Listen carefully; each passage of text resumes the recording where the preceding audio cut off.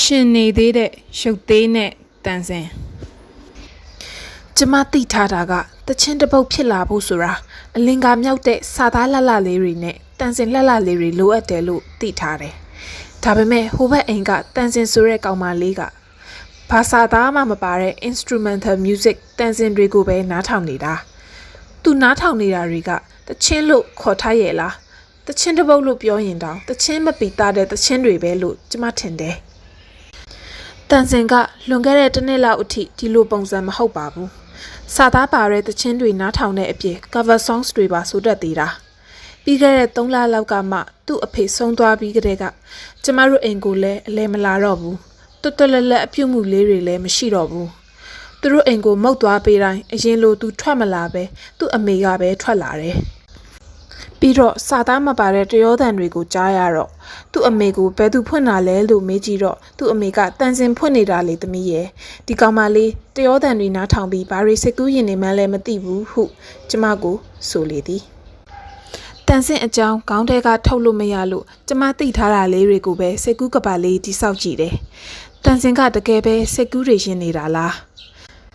စိတ်ကူးတွေရှင်နေတယ်ဆိုလဲသူရင်နေတဲ့စိတ်ကူးတွေကသူနားထောင်နေတဲ့တရောသံတွေလိုပဲအဆွေးဘက်ကိုသွားတဲ့စိတ်ကူးတွေပဲဖြစ်ရမယ်။လက်တော့ဘွားလေးတစ်ထည်ဆွေးသွားရင်မကြခင်မှာလွတ်ပင့်ရတော့မယ်ဆိုတာသိပေမဲ့လက်တော့ဘွားအစ်စ်ကလေးမရှိသေးတော့ဆွေးနေတဲ့လက်တော့ဘွားလေးကိုပဲဖတ်တွယ်ထားသလိုတန်စင်လေးသူ့အဖေနဲ့ပတ်သက်တဲ့အမှတ်တရလေးတွေကိုဖတ်တွယ်ထားတော့ပဲလား။အခုလိုစာသားမပါတဲ့တန်စင်ဆွေးတွေကိုနားထောင်နေတာကကျမအထင်တော့တန်စင်တွေကကဘာကြီးဖြစ်ခဲ့မယ်ဆိုရင်စာသားတွေကကဘာကြီးထဲကလူသားတွေရဲ့ဘဝတွေအကြောင်းကိုလူသားတွေကဆန္ဒထုတ်ဖော်နေတာဖြစ်လိမ့်မယ်။ဒါကြောင့်တန်စင်ဆိုတဲ့ကောင်မလေးဒီလူသားတွေရဲ့လူအင်ဆန္ဒတွေစီကနေထွက်ပြေးပြီးသူ့အဖေကိုတတိယနေတဲ့သူ့အဖေကိုတွေ့ချင်နေတဲ့ကိုပိုင်ဆန္ဒလေးကိုပဲတန်စင်တွေနဲ့ရောပြီးအဝဆွေးနေတာဖြစ်မယ်။အရက်ထဲရေရောတောက်တယ်လို့ပေါ့။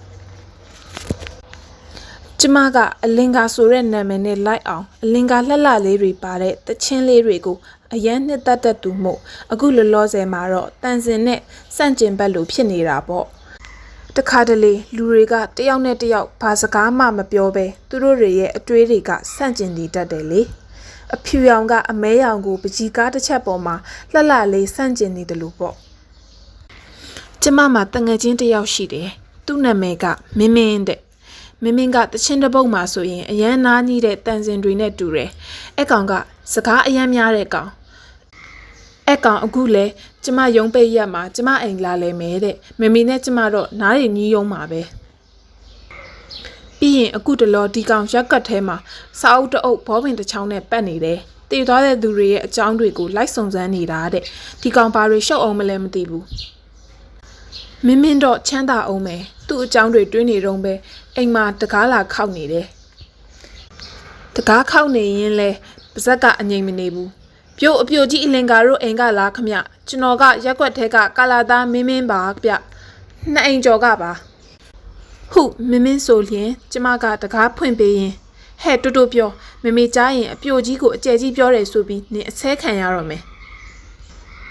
အေးပါဟာသူ့သမီးအလင်္ကာကအသက်30လေအပြိုကြီးမဟုတ်လို့အပြိုလေးလားစေတနာနဲ့လဲကြော်ညာပေးရသေးတယ်ဟူ၍မင်းမင်းကကျမကိုနောက်လိုက်သည်မမေကအိမ်နောက်ခွေးမှာအလုပ်လုပ်ရင်းမင်းမင်းရဲ့အတန်အကျယ်ကြီးကိုကြားပြီးအိမ်နောက်မှထွက်လာသည်မမေကဟဲ့မင်းမင်းမနက်စာစားပြီးပြီလားအန်တီတို့အိမ်မှာထမင်းကြော်တယ်နေ့တငယ်ချင်းနဲ့စကားပြောပြီးစားသွားအောင်ဟုဆိုလျင်မင်းမင်းကဟုတ်ကဲ့အန်တီကျွန်တော်စားခဲ့ပြီးပါပြီကျွန်တော်အလင်္ကာစီကအကူညီလေးတစ်ခုလောက်တောင်းကျင်လို့ပါဟူ၍ရှင်ရင်ကြည်ကြည်ပြန်ပြောသည်ကျမကနင်ငါ့ကိုဘာအကူညီတောင်းမလို့လဲမင်းမင်းဟုမေးလျင်မင်းမင်းကရုပ်တီကြီးနဲ့ငါတငယ်ချင်းလေးကအရန်လှလာတယ်တေးရင်အောင်လှလှလေးတေးမှာဟုရုပ်တရက်ကြီးဆိုလျင်ကျမကဟဲ့မင်းမင်းနေလာရလန်းပြန်လှည့်ကျင်နေပြီလားငါအကောင်းမေးနေတာနင်ရဲ့ဆူဆူရွာစကားတွေနဲ့ငါ့ကိုပလင်ခံမနေနဲ့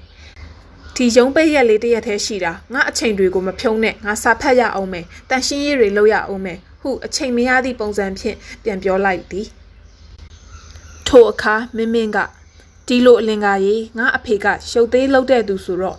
ရုပ်သေးအမျိုးမျိုးလှုပ်ရတာကြာလာတော့အားမရတော့ဘူး ဇော်ကြီးရုပ်သေးနတ်ရုပ်သေးတရိတ်ဆန်ရုပ်သေးတွေရာဇဝင်တဲကရုပ်သေးတွေအပြင်နောက်ထပ်ရုပ်သေးတစ်မျိုးလှုပ်ချင်တယ်လို့ငါ့ကိုပြောတယ်ဟုဆိုလျင်ကျမကဘယ်လိုရုပ်သေးမျိုးလဲဟုမေးလိုက်သည်မင်းမင်းကနင်သိတဲ့အတိုင်းပဲဟာအမေဆုံးတာ9နှစ်ပြည့်ပြီ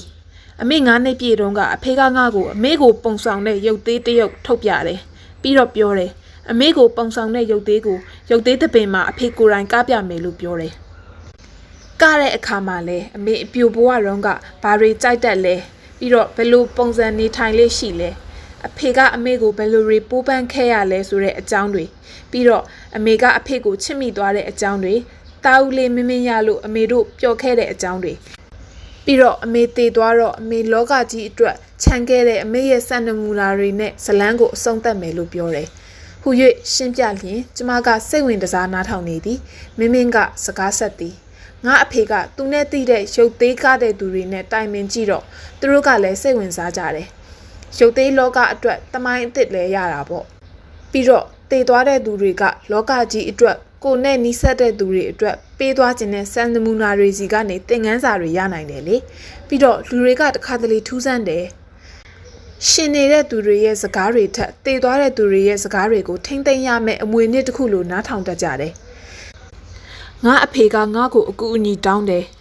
အဖေတို့ရုပ်သေးဆက်ကားတဲ့အခါလူတယောက်တည်းရဲ့အကြောင်းနဲ့တပုတ်တည်းမကချင်ဘူးအ ਨੇ ဆုံးတော့အဖေတို့အစီအစဉ်ကိုစိတ်ဝင်စားမဲ့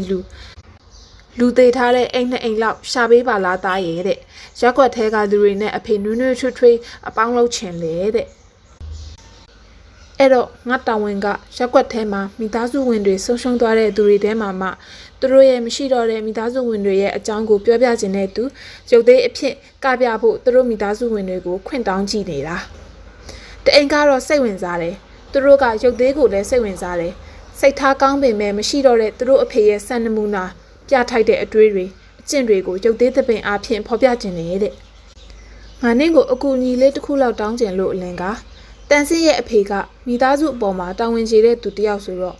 တန်ဆင်းကိုမေးပေးကြည့်ပါလားသူလဲအဖေကိုအယမ်းချစ်တယ်လေပြီးတော့တန်ဆင်းကအမှုပညာကိုဘဝနဲ့တသားတဲ့သဘောထားတဲ့မိန်းကလေးတယောက်ဆိုတော့သူစိတ်ဝင်စားမလားလို့ဟူ၍အကူအညီတောင်းလျင်ကျမကတန်ဆင်းလေးလဲသူ့အဖေကြောင့်ပဲဆွေးနေတာလေသူစိတ်ဝင်စားလောက်မှာပါငါမေးပေးကြည့်မယ်ဟုဆိုလျင်မင်းမင်းကကျေးဇူးပါအလင်ကတန်ဆင်းလေးလဲစိတ်ပြေလက်ပြောက်ဖြစ်သွားတာပေါ့အေးမင်းငါတီညတန်စင်တို့အိမ်ကိုကြောက်ကြောက်သွားပေးရင်းနဲ့မေးပေးကြည့်မယ်ကျေးဇူးအလင်ကငါသွားရမယ်နော်တတအေးမင်းတတညနေဆောင်တော့ကျမလည်းအိမ်အလုပ်တွေပြီးမမေကိုဝိုင်းကူရေမိုးချိုးပြီးတန်စင်တို့အိမ်ကိုကြောက်ကြောသွားပေးဖို့မမေနဲ့အတူလိုက်လာခဲ့လိုက်တယ်တန်စင်တို့အိမ်ကိုလည်းရောက်ရောတန်စင်တို့အမေအန်တီမေကတကားဖွင့်ပေးသည်ကျမအမေကမေတို့ဘာတွေလုပ်နေတာလဲမေရုံးကပြန်လာပြီးသမီးလေးအတွက်ဘာတွေချက်နေတာလဲဟုမေးလျင်အန်တီမေက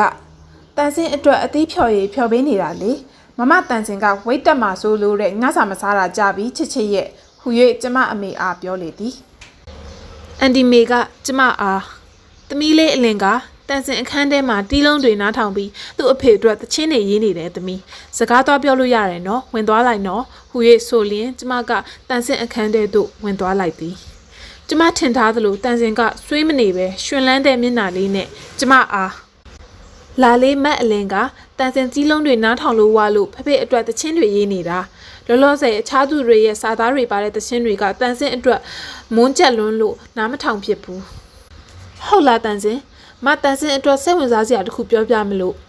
မတငယ်ချင်းမင်းမင်းကိုသိတယ်မလားသူ့အဖေကရုပ်သေးတွေလောက်တာလေ